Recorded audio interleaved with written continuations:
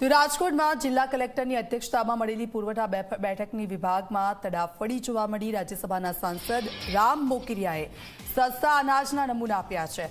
હલકી ગુણવત્તાનું અનાજ વિતરણ થતું હોવાથી તપાસ કરવાની માંગ કરી છે।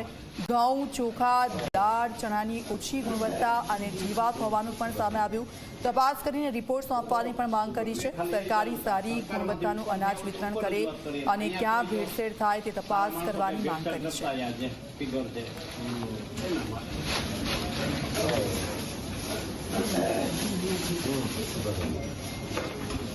बताओ શું પ્રક્રિયા ખાલી એ જાણું સરકારમાંથી ઉપરથી આવે તો ઉપર રજૂઆત કરીએ અહીંયા કોઈ જો રાજ્યસભાના સાંસદ રામભાઈ મોકરિયાએ આજે જિલ્લા કલેક્ટરને રજૂઆત છે તે કરી છે અને પુરવઠા વિભાગ દ્વારા જે અનાજનું વિતરણ કરવામાં આવે છે તે નબળી ગુણવત્તાનું હોવાનું તેમના દ્વારા આરોપ છે તે લગાવવામાં આવ્યું છે। રામભાઈ મોકરિયા આપણી સાથે છે, તેમની સાથે રામભાઈ, પુરવઠાની બેઠકમાં આજે રજૂઆત કરી આપે, શું રજૂઆત હતી? પુરવઠાની બેઠકમાં આજે એ રજૂઆત કરી કે મારી પાસે કોઈ સજ્જને અલગ અલગ જે માલ મળે છે પુરવઠાને આપણે સસ્તા અનાજની દુકાનમાંથી એ માલના સેમ્પલ લઈ આવ્યા હતા અને જે સેમ્પલ ખૂબ નબળા હતા, એમાં ઘઉં હતા, ચોખા હતા, દાળ હતી, એવી વગેરે પ્રકારના ચણા હતા। આ બધા અનાજમાં ક્વોલિટી નબળી હતી અને ભેળસેળવાળું અને કાકરી હતી, અમુકમાં જીવજંતુ હતા। એ બધા મેં લઈને મુરબ્બી શ્રી કલેક્ટરશ્રી તથા પુરવઠાના મેડમ જે છે પુરવઠા અધિકારી એને સોંપ્યા અને બતાવ્યું કે આમાં તમે ચેક કરો આ ક્યાંથી ભેળસેળ થઈ છે। પુરવઠા અધિકારીને કીધું છે કે ભાઈ તમે સસ્તા અનાજમાં સરપ્રાઇઝ ચેકિંગ કરો અથવા તો એફસીઆઈના ગોડાઉન છે ત્યાં ચેક કરો કે ક્યાંથી ભેળસેળ થાય ને એ ભેળસેળ બંધ થવી જોઈએ, કોઈના આરોગ્ય સાથે ચેડા ન થવા જોઈએ એના માટે મેં સરકાર દ્વારા જે અનાજ મફતમાં આપવામાં આવી રહ્યું છે, અનેક વખત આ પ્રકારની ફરિયાદો લોકોએ પણ કરી છે અને કલેક્ટર પણ જાણે છે, તો કેમ પગલાઓ નથી લેવાતા આની સામે? મારી પાસે જે રજૂઆત આવી છે મેં આજે રૂબરૂ કલેક્ટરશ્રી અને પુરવઠા અધિકારીને કીધી છે અને કલેક્ટરશ્રી તથા પુરવઠા અધિકારી મેડમે મને ખાતરી આપી છે કે આનો તાત્કાલિક અમે ચેક કરી રેડ પાડી અને જે કંઈ રૂલ્સ રેગ્યુલેશનમાં કાયદાકીય પગલાં લેવાતા હશે બધા અમે લેશું અને ફાઇન્ડ આઉટ કરશું કે કોણ આ ભેળસેળ કરે છે। રામભાઈ, આમાં કઈ રીતના પગલાં લેવા જોઈએ તમારી દ્રષ્ટિએ?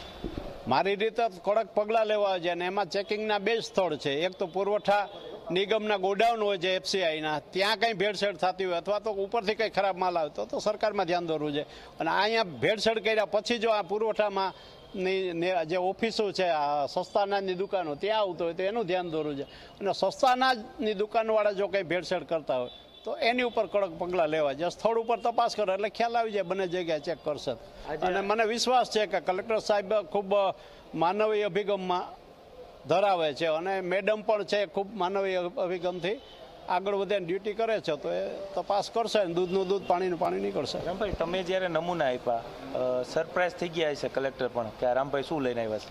નહીં, એટલે જે મેં નમૂના આપ્યા મેં બતાવ્યો કે ભાઈ અનાજના નમૂના છે દુકાન ઉપરથી આવું અનાજ મળે છે તો આને માટે તપાસ કરવી જોઈએ। ચોક્કસ જ રાજ્યસભાના સાંસદ રામભાઈ મોકરિયા હતા કે જેઓ આજે જિલ્લા કલેક્ટર કચેરી ખાતે પુરવઠાની બેઠકની અંદર તેઓ હાજર રહ્યા હતા અને તેમને સરકારી જે અનાજના જે નમૂના હતા તે કલેક્ટરને આપી અને તેમને કહ્યું હતું કે હલકી ગુણવત્તાનું જે અનાજ જે રાશન કાર્ડની અંદર વિતરણ કરવામાં આવી રહ્યું છે ને તેની સામે તપાસ કરવા જોઈએ। જ્યાં પણ ભેળસેળ થતી હોય, જો ગોડાઉનમાં થતી હોય અથવા તો જે વિક્રેતા છે તેને ત્યાં થતું હોય તો તેમની સામે કડક પગલાં લેવાની માંગ છે તે કરવામાં આવી છે। કેમેરા પર્સન ઉદય પવાર સાથે ગૌરવ દવે, ઝી મીડિયા, રાજકોટ। એટલે અલગ અલગ વિસ્તારોમાંથી સામે કાંઠે ભગવતીપરામાં છે, રૈયા રોડ છે, અલગ અલગ વિસ્તારોમાંથી મેં નમૂના લઈ જે લોકો આનો રાશન કાર્ડમાંથી વસ્તુઓ લે છે એની પાસેથી લઈ અને કલેક્ટરમાં આજે રજૂઆત પુરવઠાની મિટિંગ હતી એટલે કલેક્ટરમાં રજૂઆતો કરીને રામભાઈ મોકરિયાએ પણ આમાં દરમિયાનગીરી કરી અને આ વસ્તુઓ એમ કે નબળી ક્વોલિટીની શા માટે આપવામાં આવે છે તો તપાસ કરવામાં આવે। જો સરકારમાંથી આવતું હોય તો એને પણ ત્યાં રિપોર્ટ કરવામાં આવે અને જો સસ્તા અનાજના દુકાનદારો ભેળસેળ કરીને નબળી ક્વોલિટી આપે છે તેની સામે એક્શન લેવામાં આવે એવી રજૂઆતો કરવામાં આવી।